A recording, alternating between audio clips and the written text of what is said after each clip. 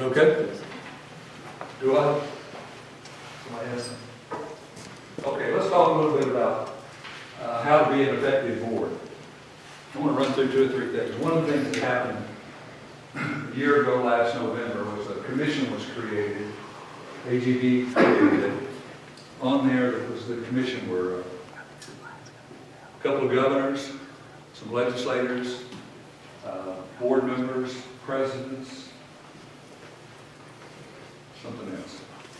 But they were all a part of this commission. And the commission spent a year looking at governance, of how institutions are governed, both at the system level and also at the institutional level.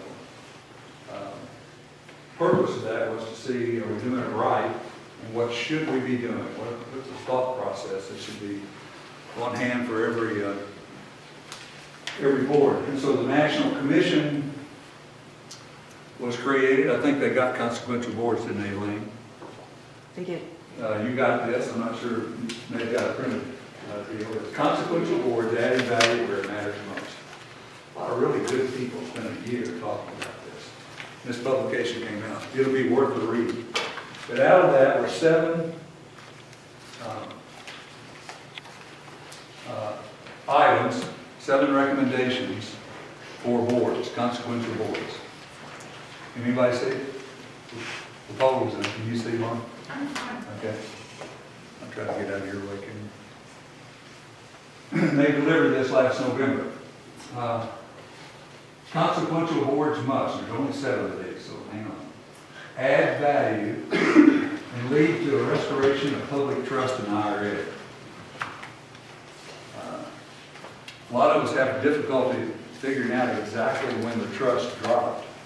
But at some point in time, trust began to fade. I think when enrollment, or when tuition took off at that kind of pace, and CPI was about this kind of pace, hurt somewhat. You had some scandals in different places, that hurt somewhat. And all of a sudden, people began to ask a lot of questions. People didn't used to ask us questions. I mean, we were sort of home free. But people started to ask questions. National surveys, there's been a couple of them done now. First one, I think, was about 2010. The second one, a couple of years later, or 3. And they asked people what they thought about higher education. And 79 to 80% of the parents, these are all lay people, 79 to 80% of parents said higher education is absolutely essential to my child's future. Period.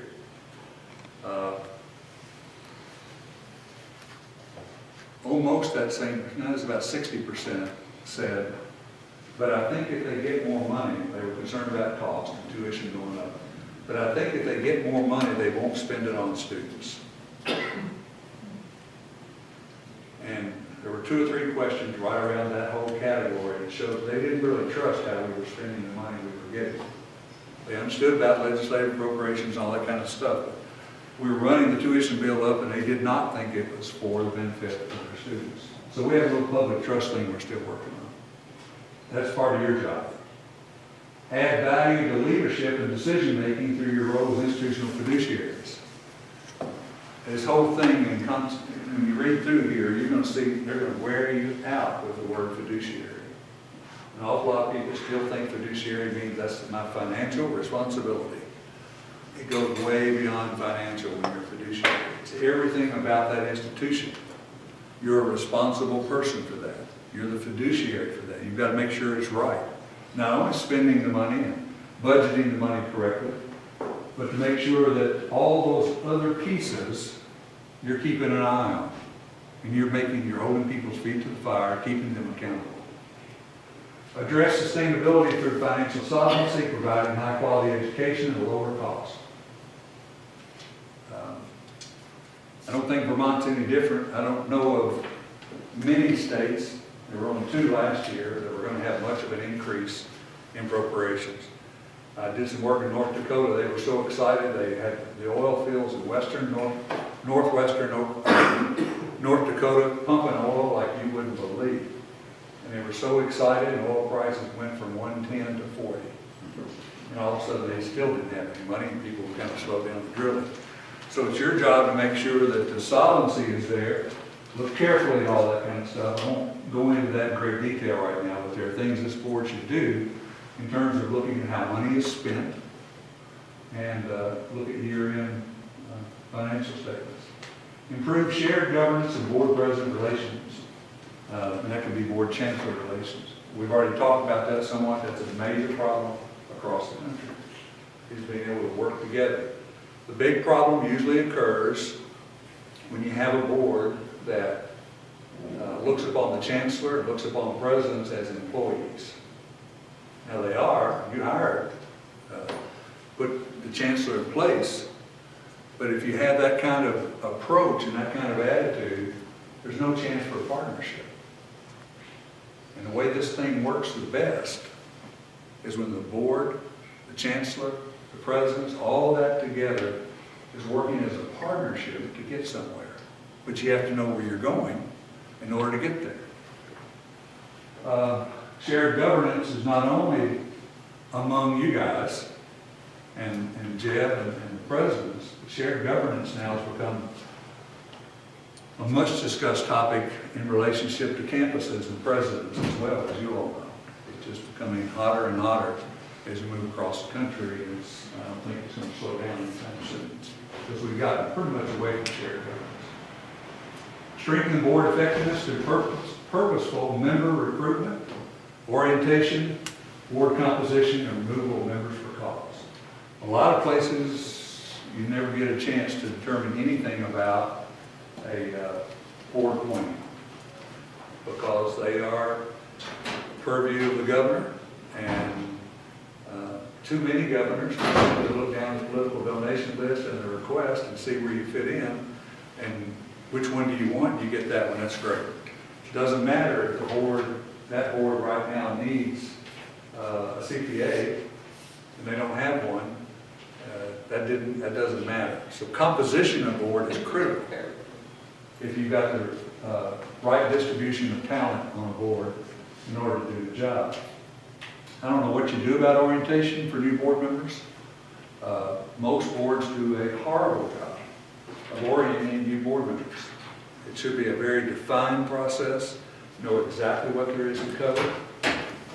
Too often, the orientation process is, I'm going to set you down with the finance guy, and the finance guy is thinking to himself, I've got an hour with a new board member or two, I'm going to tell them everything I know. And so the fire hydrant, not that you do that, but the fire hydrant opens up and here's a layperson sitting there and they walk away, they don't remember anything. They don't know anything. And so there's different ways to do orientation where you really bring somebody along and they begin to understand it. You don't expect much out of a new board member too quick anyway, because if you get a lot out of a new board member real quick, they're speaking without a great deal of knowledge. Now, don't say that in front of the church. Oh, he's different. But orientation is critical. He's a new old. And for the board's information, when we had Mike Pichek and Churchill come on, we did our best to have a good solid day. It probably was a little bit of the fire hose, but we tried to go through, what Martha and I met with them for an hour, and then they met with Elaine, they met with Tom, they met with Bill, and it probably was a bit of the fire hose, but we're doing our best to try to up our game a little bit in terms of orientation. Well, part of the orientation, of course, is selected trustees sitting with new trustees and talking about board culture, how we typically do things, how we move things forward, how we deal with things, committee structure, whatever it happens to be. So board members can help with that trustee. Focus, we've already talked about this twice, focus board time on issues of greatest consequence to the institution, reducing time spent on reviewing routine reports. Big question, which I think I'll probably ask about 3 different times, but do you spend more time listening or thinking when you're at a board meeting? Too many boards, they spend most of the time just listening. Staff reports, so forth, listening, so forth. They're not engaging much at all. And when that happens, then you start to get a very passive board or an angry board, one of the two. And neither one goes well. And then last, boards must hold themselves accountable for their own performance by modeling the same behaviors and performance they expect from others in their institution. Don't do as I say do, you know.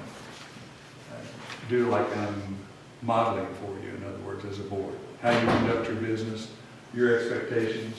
If you're expecting things from the institutions that would be legitimately expected of you on the board, then you got to do that. I mean, you lose your credibility.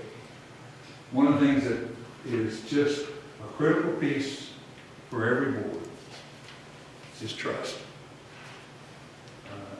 Don't do anything to lose your trust, other people's trust of you.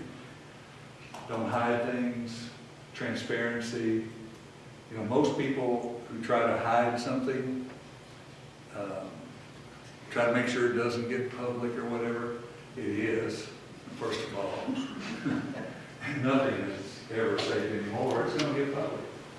And typically, you think afterwards, why did we go through all this? It didn't matter.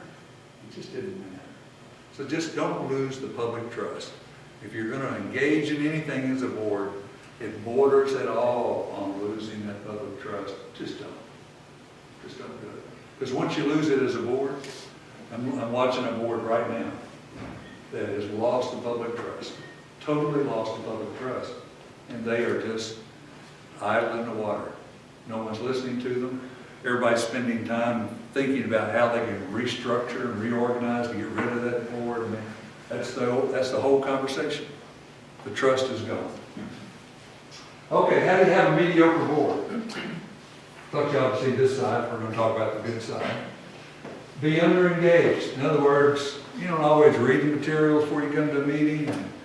Yeah, we're all supposed to be at a graduation, but I don't think I'll make them this year. I'm going to take a year off. So you're under-engaged, or you can be overly engaged.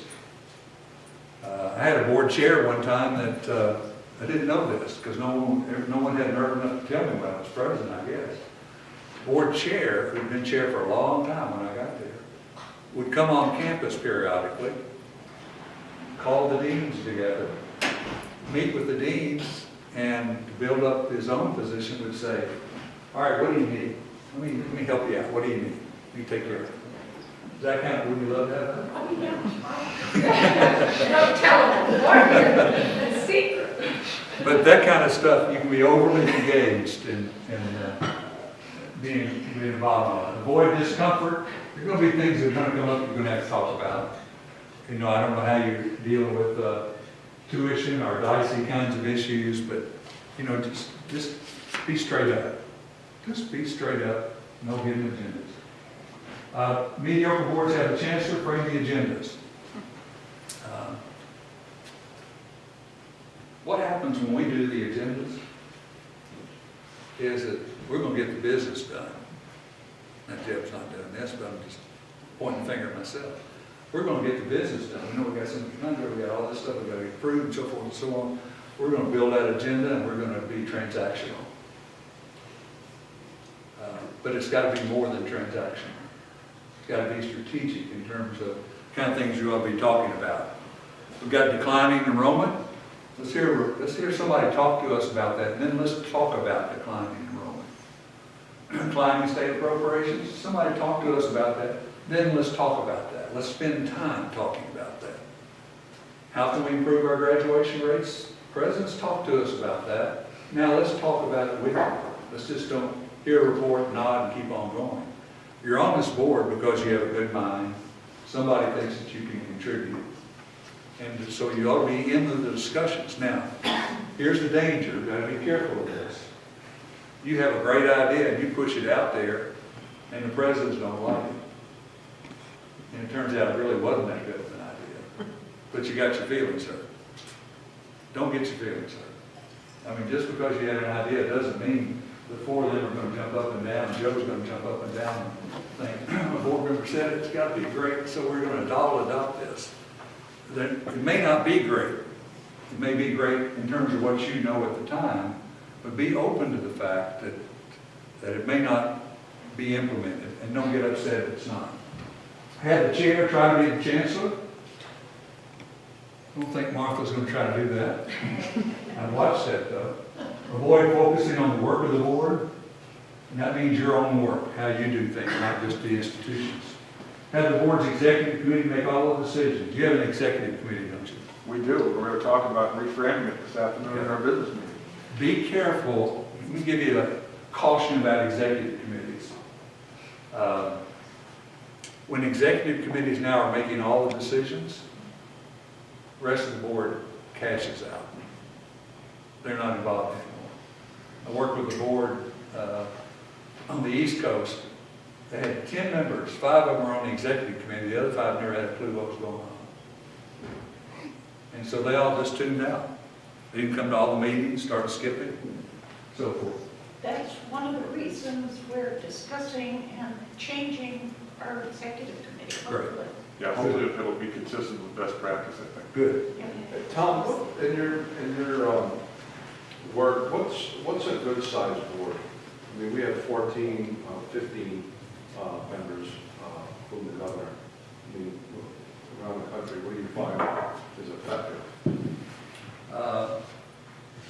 Smallest board I've ever had have been 8 appointed, and then a staff member, faculty member, and a student member, all voting full voting in Kentucky. I've had as many as 18, which is a little unwieldy because it's, they were all good people. But when you need to get a quick message to all the board members, and there's 18 of them, and they all want you to call, they don't want somebody else to call them or something. And then one's not in, not available now, it's a busy signal, whatever, and all of a sudden you just spend all night long trying to get them some information because it's going to be in the paper tomorrow, and it just drives you crazy. But I think your size is a good size. It's a good size. Have personal agendas, or use meeting time the same way every time. That's a boring meeting when it's just always going to do this, going to do this, do this, and we're going on.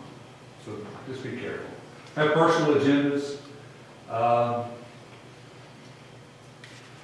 It's not about you. If you've got something that you just got a burr under your saddle and you need to have it dealt with or somebody to talk about it, you go to your chair. Go to the chair and say, you know, I'm just really upset with the way they're doing things at that particular institution regarding whatever. I just, the chair can say, talk it down for one thing, and maybe help you understand a little bit better, or get someone who can help you understand a little bit better, and also to help somebody realize it's not their road. The institution's done it that way, that's fine. Unless it's unethical or whatever. Be careful about personal agendas. Focus on the past, you know, the way we always used to do it. Believe academic quality is only a faculty issue. It is not. Boards fell under that for a long time. Faculty issues, now you shouldn't be down to telling them what to teach, who should teach it, any of those kind of things. New degree programs are going to come to you, so you can see whether or not the state needs, I guess they do. See whether or not the state needs it, whether the system needs it. I mean, that's going to come to you anyway. But you're looking for results. You ought to be able to get a periodic report that says, and I think you do, how many graduates are in our programs? And how many of these are viable? Does anything, everything still good that we're offering? What are we not offering that we should be offering? Who's talking about that kind of stuff? What does the state need that somebody ought to be offering? Should we offer that in the Vermont State Colleges system by somebody? Those are kind of things it's okay to ask. What's your retention rate? What's going on with that? Give me some indication of the quality of your chemistry program. Well, that's recognized by the American Chemical Association. Great, okay, that's good. Don't evaluate the chancellor's mediocre board, provide constructive feedback. I think we talked about that. Do a regular annual evaluation of the chancellor, and the chancellor does it of the presidents, with your input, by the way. I don't know if you do that or not, but you know, when you evaluate the presidents, each board member should have an opportunity to tell the chancellor, here's my group. The executive committee will evaluate Jeff next month, and then the full board will review it, add comments, Great. and we do that on a yearly basis. Well done. And then every 3 to 5 years, comprehensive 360. About every 3 to 5 years. And that's where you go out and you talk to lots of other people about how well they're doing. Mediocre boards avoid risk. You know, that's too dicey, let's don't go near that. Allow one board member to dominate and disrupt. It's up to the chair, sorry Mark. It's up to the chair to make sure that doesn't happen. No one board member should ever dominate or disrupt or take over a meeting. And the chair has to stop that if it happens. When I was at University of Alabama, we had a board chair, incredible. Former congressman, had the white hair, big deep voice, everything was just right. And when that board would take off down some path somewhere, or somebody get a little excited, he'd say, now ladies and gentlemen, let's just take a pause for a minute. Seems to me like we're drifting off into an area that's not our business. So why don't we, let's move on to the next item on the agenda. Okay, everybody move on to the next item on the agenda. But up to the chair to make sure that doesn't happen. Because the other board members are being dominated and disrupted.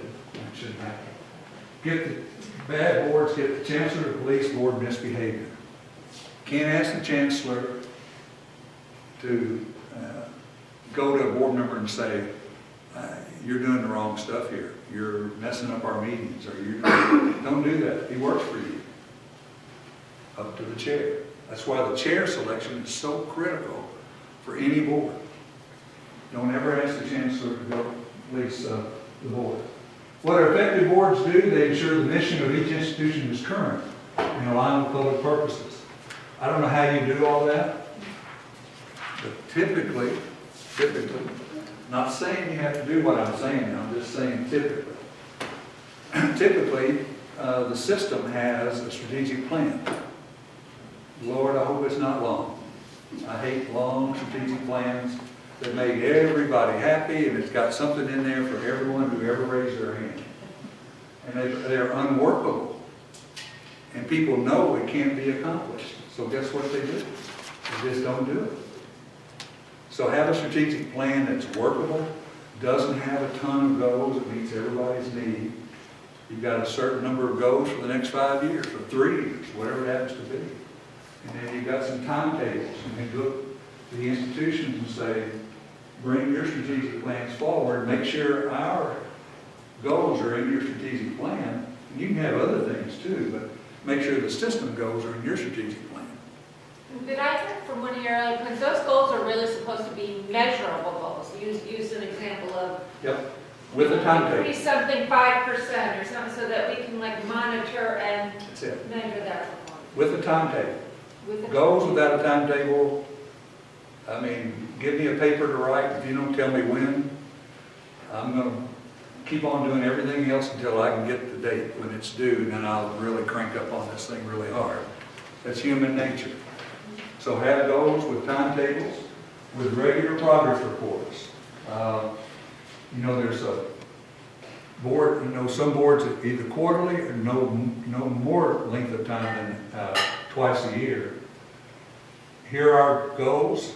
Here was the timetable, and it's a report to the board on where we are on each of these, what kind of progress we're making. And circumstances will happen that'll interrupt those goals. And so you've got to shift a little bit or drop this goal off of this year because something happened in the legislature or whatever. Biggest job is select the chancellor to work with and assess the chancellor and his compensation. Don't let the chancellor bring up compensation. Don't let presidents have to bring up compensation. It ought to be something that's looked at on a regular basis every year. Where are we? Are we in the market? Are we keeping up to treat our people fairly? That'll be a regular deal. Approve the strategic plans and monitor its progress, we just talked about. Ensure fiscal integrity and preserve institutional assets. Academic quality, talked about institutional autonomy. Here's where I am on autonomy, having been over on that side of the table. You've got someplace you want to go. People go there in different directions, or different ways, as we talked about earlier. You want to give them as much autonomy as you can to get there, because Barbara's going to go about it differently than Dave is, in some cases. But you've got to get someplace. And so you're looking for results, not process. Results, not process. I don't care how you get there. I mean, Jeb was bringing me here this morning. I didn't look on a map and try to get all the detail about which route he should take and so forth and so on. All I was concerned about was the final result was for Jeb to get me here. And he did. I was interested in results, not process. What could I have done about process? Do I know more about process of getting us here than Jeb? I don't know. What I know. I don't know that kind of stuff. So be careful about that. Ensure policies and processes are current. You know, that's going through your board book, making sure all your policies are current. Relative. Do you ever get approached by someone from a campus to say, I need to talk to you about something? Anybody do that much? It'd be odd if they did not. What do you do about that? How do you handle that? What do you do? I have listened, and then I would direct them to what they have to talk about. Normally, the president, the dean. Yeah. I have never tried to solve the problem. You should never, ever solve a problem on the spot. It's okay to listen because you'll be touted as someone who has a closed ear to anything the faculty want to say or staff members want to say. It's okay to listen, but you always ask the question, have you talked to the president about this? Have you talked to the vice, if it's an academic matter, have you talked to the vice president for academic affairs yet? And most of the time it's going to be no. About 99% of the time it's going to be no. And so you refer them back and say, I heard you and I appreciate you sharing that with me. I can't give you a yes or no answer about this because I don't know enough about it. But you need to go see the people in the chain of command and make sure that they know about this.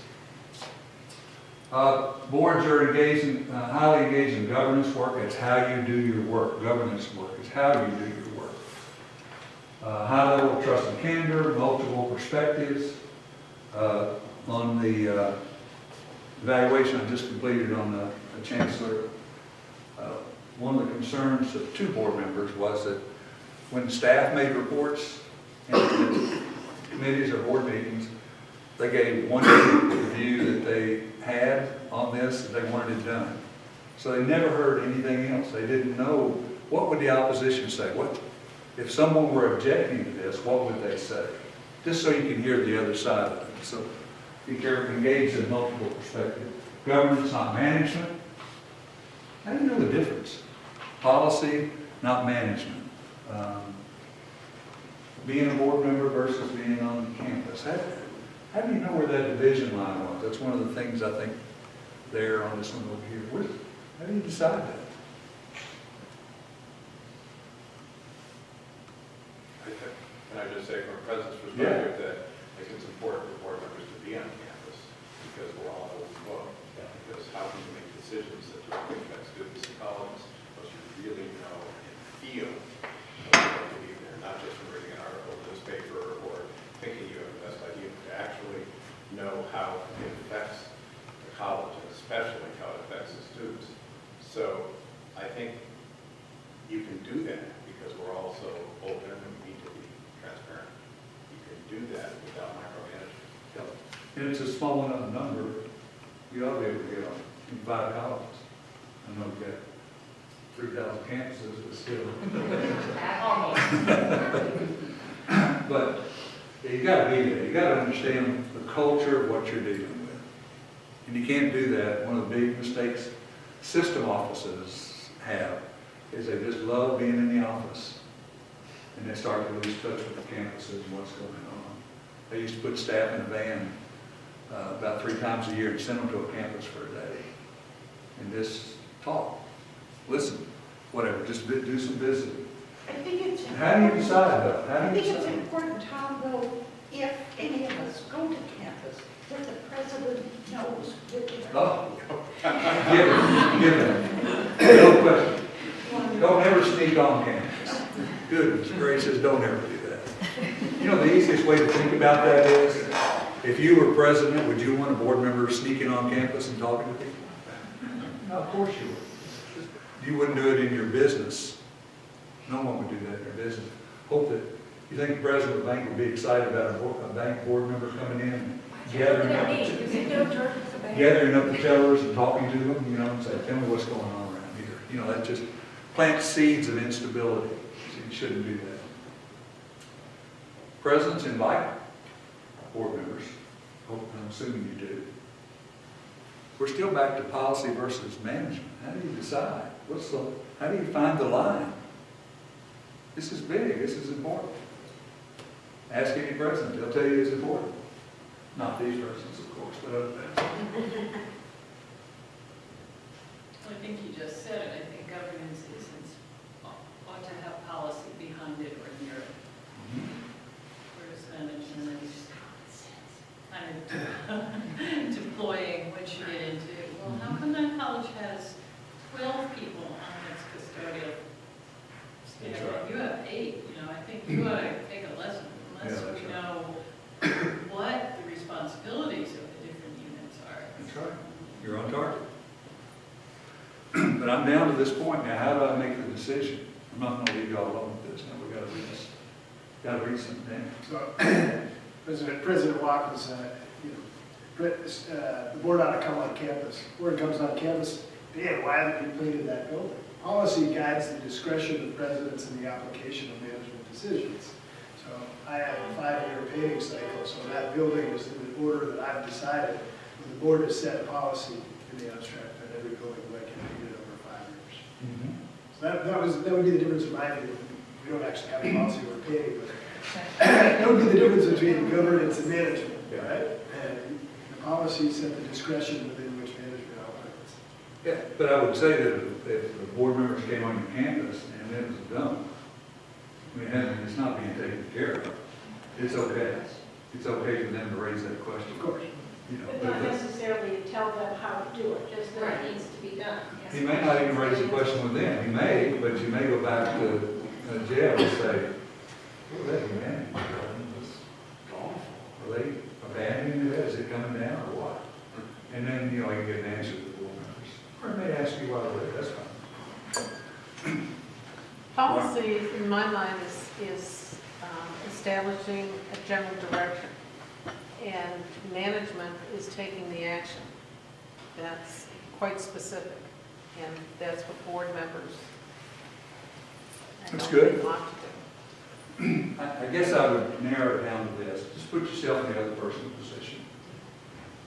If Deb's got something here and he needs to act on it, and it's borderline, he's got to say, if I were a board member, would I think that we should be dealing with this? Or is this something I think they would want the chancellor to deal with? I mean, he's confront that most days. Same thing with you as a board member. I think we probably ought to find out about the will, get into this and so forth. And you can say, I wonder if that's something Jeb ought to handle for us, or whether I as a board member need to punch somebody in the nose about this. One of the worst kind of board members you can have, there's 2 kinds. First one is they give you a call and they say, I just retired, I got more time to spend on the board. Boy, no, don't do that. Get another job, please. The other kind is the kind that is just wearing you out all the time. One thing after another. Just pick all the time. And so, it's just give somebody the benefit of the doubt. It's a good lesson in life anyway, but it's a good lesson in this. Give people you're dealing with, give them the benefit of the doubt. They probably are aware of that. They probably know that. I'm going to ask the question if they're aware of it or not, but just give them the benefit of the doubt that they can handle that. Just kind of give them a little extra push. Can I just react to that quickly? Yeah. I think if you start with an assumption of trust and respect, until someone proves you otherwise, that's the best way to approach board treatment of presidents and interactions with each other. Exactly. As a president, as chancellors, as fellow presidents, you can't get your feelings hurt if somebody asks some questions. I mean, you can't get, no fold my arms over my chest here and I'm gonna get defensive and whatever. It's a legitimate question. These are lay people, they've got a question, give an answer. I mean, don't be offended by it, don't be uptight about it. Just relax a little bit and work together. Real good. Strategic issues that matter, we talked about that. Institutional perspective, personal, listen to constituents without veto. The same we were talking about, Martha. Don't say yes or no. You don't have the authority. It's going to be here in just a minute, but I'm going to go ahead and say it now. No individual board member, even a chair, has any authority. Zip. Not any authority. You can't order anything done. You can't direct that something be done. If you're going to ask for a lot of information about something, don't do that individually. Go back to the committee chair or go back to the chair and say, you know, I've really been curious about whatever. Could we get some kind of report on that and run it through? But when you go directly into an institution, and particularly if you just go to a staff member, now staff member's in the bind. And so they said, should I tell the president? Should I tell my chief academic officer? Should I get this information or not? I don't know how they're going to use it. And so you put them in a bind. Just run it back through. Board members can know anything they want to know. Just do it the right way. Just do it the right way. Let's see. Academic freedom. If you don't understand academic freedom, have a conversation about it. I'm sure you've got lots of people who talk to you about academic freedom. It's usually overstated, by the way. It's a very, very important concept, but it's usually overstated. Some believe that academic freedom means you can do anything and you darn well please. Commit time and energy to do the work. Ethical standards, and speak with one voice. Just be ethical. You know, for most people, if something's on the borderline, whether this is the right thing to do or not, they raise an internal question. I don't know exactly, I'm feeling what generates that, but it's conscious, and it raises an internal question about, I don't know. And if that happens, don't do it. It's just real simple. If you raise a question whether or not I probably can do this or not, don't. Just real easy. Just avoid it. Just don't do it. Had a president come to me one time and said, Marriott has all of our food services and so forth, and they've offered for me to take a trip to Hilton Head and stay at a Marriott place for about 2 or 3 days and so forth. He went on and on, and I listened to it all. He had all this rationale. Human beings can rationalize incredibly well. But he had all these, and I said, when he got through, I said, do you think you should go? Well, probably not. Just real simple. Is golf included? But he really wanted to go, I'll tell you.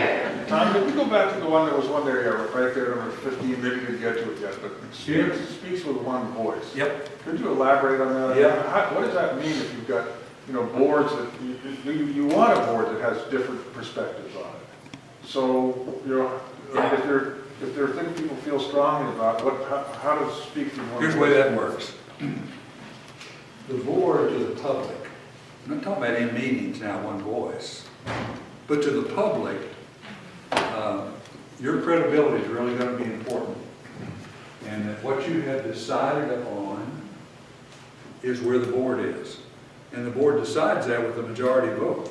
I mean, the board never made a decision yet with a minority vote, I suspect. And so it's a majority vote. We have decided this. Now, who talks about that? The chair of the board. Typically the chancellor talks about things for the system, whatever. Chair of the board speaks for the board. Dave speaks for his institution. Barbara speaks for her institution. But in terms of the board, in the meeting, you lay it all out there, and I wish you would. Have that conversation, bring up the other point, say whatever. Now, don't be obnoxious with it. I mean, don't. If your point's not selling, don't just keep on selling. But I also think it's important, especially if you're, let's say, the minority voice, that once the board has voted, and the majority rules, then you don't go out in public afterwards and say, oh, well, this is what the board voted, but I didn't agree with it. You had your say at the board meeting. Right, and you do that speaking at the board, That's you right. know? Usually when I get a pushback in an argument that says, no, wait a minute, I've got a right to say what I think about whatever. And I'll usually ask the question, tell me the advantage of that. Why would you do that? What good does that do? Mama always said, if it doesn't do something good, don't do it.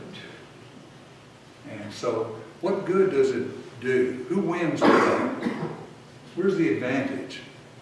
Well, it's not for the board, because now you've got dissension in the board, in the public eye. You can have dissension in the meeting with how you vote. You can vote no, it's okay. It doesn't have to be unanimous every time. And you can speak your mind on something, that's okay too. But when it's over, it's over. I mean, by speaking to the press about your entire point of view that you just made in the board meeting, going to change the vote? Not that I've ever witnessed. Is it going to make things better? Well, there are some states, like the University of Colorado has about 5 or 6 elected members of their board. And so maybe it helps their election to get elected to the board next time, and maybe that's why they want to speak up, but your point. So what's the point, I guess, is the question. Yeah. But would you say that an effective board does not consistently have unanimous decisions? Well, it's okay to have not unanimous decisions. Yeah, it's Split okay. votes are a sign of something healthy potentially? Yeah. The answer is yes. I'm not going to refute it now. Answer is yes. It's okay to have a dissenting opinion because everybody's not going to feel the exact same way about everything. But there are times when you can be convinced. I'd hate to count the number of times I've had a strong feeling about something, and once I listened to a lot of people, I realized how wrong I was to have that opinion. I mean, it happened far too many times. And so I think in a board meeting, once you reach a certain point, and 15 board members, 14 of them feel very strongly this is the right way to go. And if you just want to stick with it, that's fine. But otherwise, why not have a unified voice and move on? It's just a judgment kind of thing, I think. Let me give you one story about speaking one voice. When I was Chancellor at Alabama, there was a president that needed to go. Y'all are much better than that president. There was a president that needed to go. Board made the decision. I was unanimous in that decision with them. And so the board chair and I go visit with this president and tell the president's not happy, obviously, and so forth. So it's kind of a dicey situation. One of the board members that we had, a wonderful man, I mean, president of a bank, he loved everybody and everybody loved him. And when a reporter called him, he just couldn't not say anything. Matter of fact, he even gave reporters his cell number. And so, the board would speak to him about it. Just don't, you're not the chair of the board. Don't talk to the press. It's a real simple statement. You simply say, we have a policy on our board where we're going to, chair speaks for us, and we'll get you to call the chair. Couldn't do it. So when they called him about the firing of this president, couldn't stand it and said, well, she was old enough anyway. It was time for her to stay. 48 hours we had that EEOC lawsuit.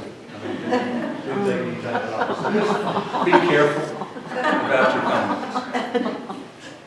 We talked about that. Participate and enjoy the experience. I mean, my goodness gracious, y'all be enjoying this. I watched boards. I worked with a board that I swear to goodness, before I watched a videotape of their last 2 meetings. One incredibly boring. I mean, just terrible. Staff reports went on ad infinitum. I mean, people were just falling out. No one in the entire video, 3 hours on each one. Not one person smiled in 2 meetings. Not one person smiled. Oh, So, anyway, enjoy the experience. It's not that serious. Jerry and Joe, are you still with us? Got about 20 minutes? I am, Madam Chairman. No. Thank you, Jerry. Anyway, I've got more stuff to go over here, but let's make sure we're covering the kind of things you hoped we were going to cover. We've got about 20 minutes. Yeah. And so let's cut to that. And other systems and relationships. You're talking about with the chancellor, with the staff, or are you talking about with, did you raise that? No? Somebody did. Anyway, that whole deal is, We also have issues with our chair and our members, so. Just, I think I that, think I did. you're just saying. I'm just saying. back over here. I think that bullet was about comparing, Sorry about that. comparing other systems of public colleges and their boards and the relationships, and sort of what the best practice. I think that's what that bullet was. I think it was good. Madam Chair, you were about to say that. It's all about partnerships. It's not about personal agendas. It's respect for each other. The board has respect for the chancellor and the presidents, as we said, vice versa. And so it's having respect for each other and saying, come on guys, look at our mission. What are we about? We're all in this thing together to pull this off. And so we're all going to work together to make this happen. And if you don't keep that mission, whatever that mission is, right up in front of you, the unfortunate thing about mission is that you could take one institution, one system, and put it anywhere else in the country, you're probably going to read about the same. But you ought to really, for me, that strategic plan, that's one of the big things, is what are we really about? And everybody understands it, gets it, keeps it on a little card. It's what we're about. But that's where the good ones work. That's where the effective relationship is when they work in partnership. Just period, pure and simple. No one takes advantage of each other. No one says nasty things about another one. Okay. Board unity going forward. You only meet 6 times a year. So, 7, and we're hoping to change that. it really becomes incumbent upon you to do things to build board relationships with each other. You know, if I know Heidi really well, then I'm going to work with Heidi. You know, if I know her personally, I'm probably not going to say some things I might say if I didn't have I wouldn't do that, Heidi.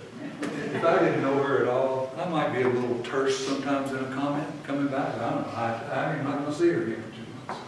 So what? And so building some personal relationships are really important.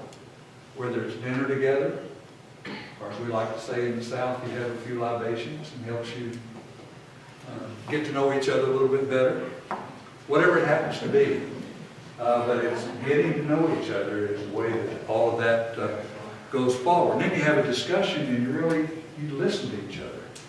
Yeah, just to comment on that, not because you're picking on me, but there was a group of, I think, 4 of us who commuted to a long distance meeting in the past year, and we all agreed at the end of that commute how valuable that commute had been because we all got to know each other Exactly. better on a different level. It's important. It's just important. You know, I'm sure it's the same way in Vermont, but in the South, relationships are everything. I mean, it just is. That's just how it works. Just relationships. Effectiveness. How do you know whether or not you're being effective? What is it you're about? What are your goals? Are we doing those things? Are we on target? Are we on task? So, Tom, I don't even know what the practice of this board is yet in terms of self-evaluation of boards, but how often do they do that? And does AGB offer any kind of template for that? Or It does. AGB has a service where they'll go in and send out a survey ahead of time to board members, you know, and you answer all these different questions, your thoughts, and so forth and so on. It's an informed answer simply within your own head. What do you think? And then once those results come in, they're all put together in this model that AGB has. And then you have a time with the board. And you can see it. You say, here's what you said about yourselves. Here were the concerns, here are the advantages, here are the things that you think you should be about. Here, I mean, all this stuff, it's a lot of things. And then the board starts to coalesce around all that and say, well, here's, this is what we... We did that, and we've been doing it every 2 years. And the last one, I think, Heidi put it together for us. And I've done the last two. And then we did It's take it, important. and we talked about it.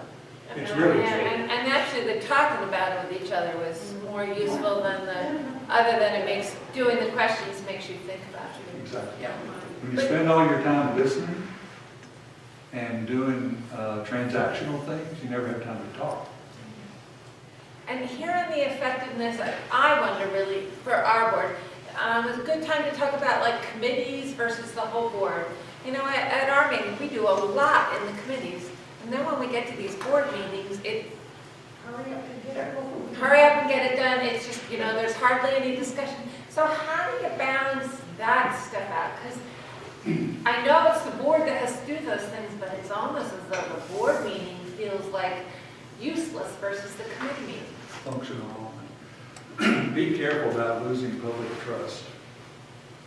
By having board meetings or you just say the Academic Affairs Committee met, you have a really long name for that. I think I'll say Academic Affairs Committee met, and we took up 7 items, 3 of them were this, 2 of them were that, and I moved approval as a chair. And somebody seconded and move on. They have to be in Vermont, right? I understand, but how do you build public confidence that you're not doing everything in secret? Now you come in here and you're running it through and you're gone. Because the public will pick that up in a heartbeat. And so why not?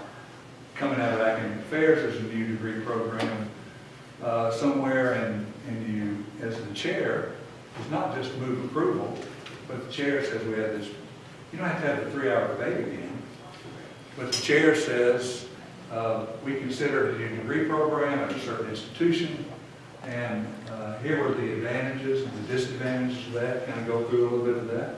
It talks about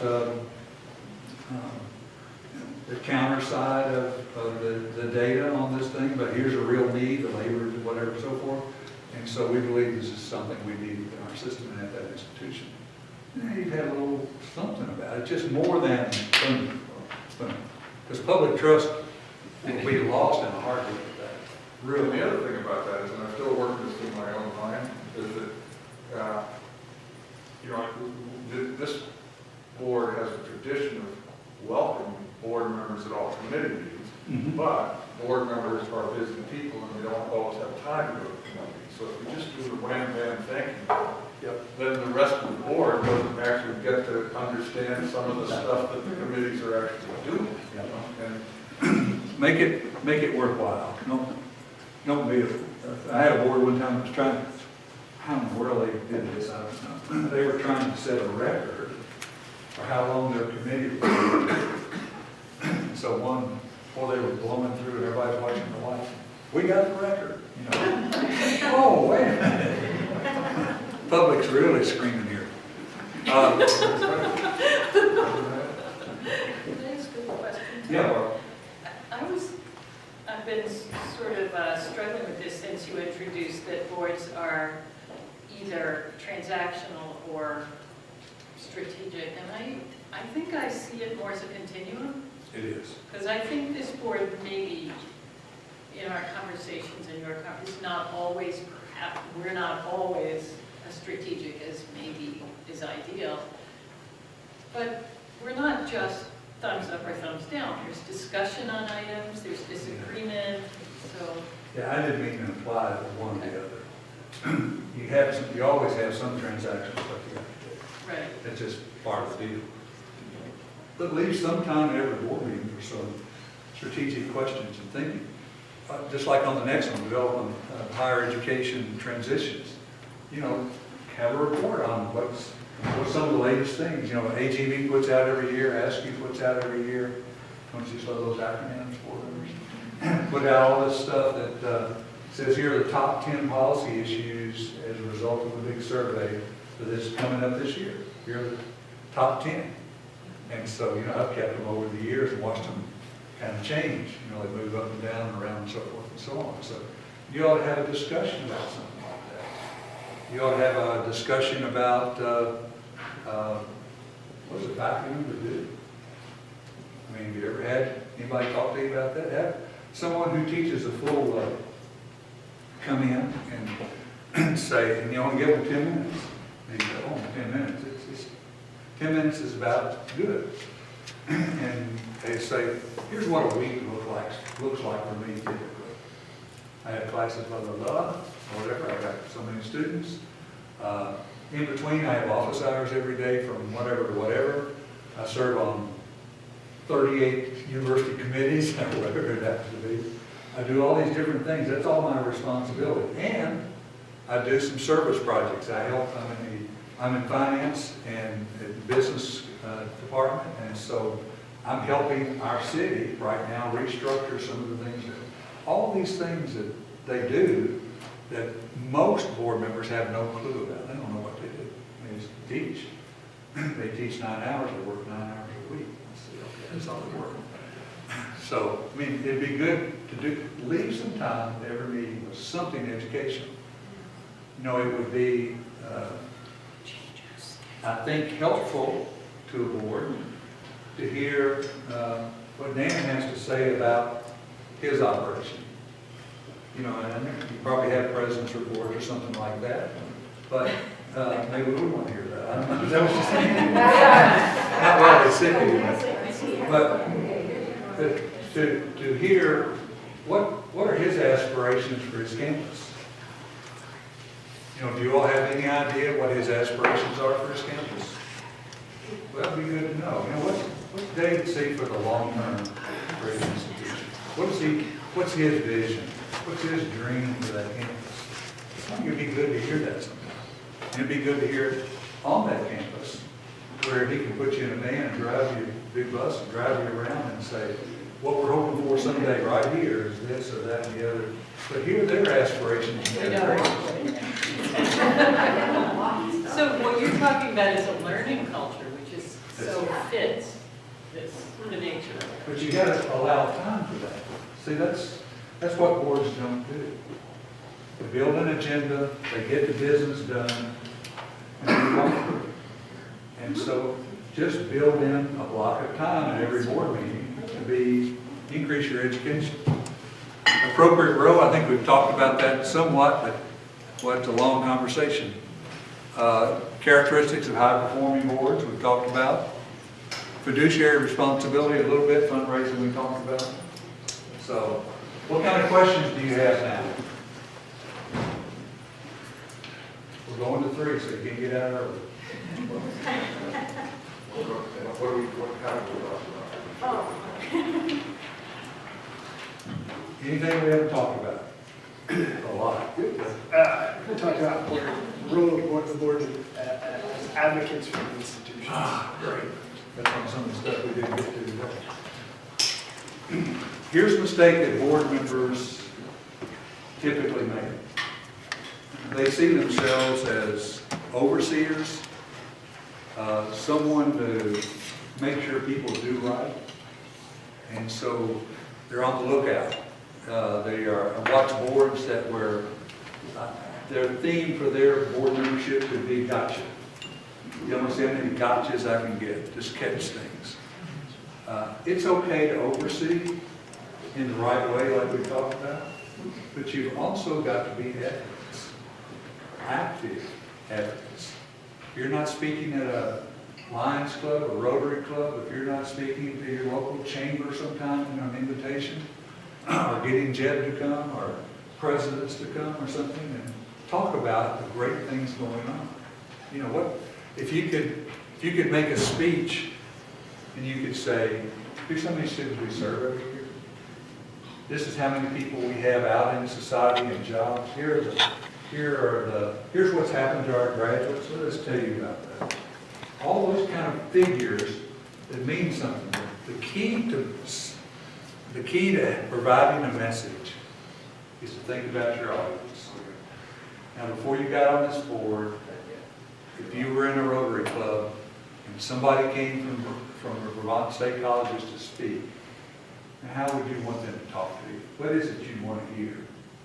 Economic impact? I don't know about you. We always do economic impact studies. When somebody tells me we had a $20 million impact, okay. I don't know what that means exactly. $20 million, that's high, I guess. But that's not a seller for me.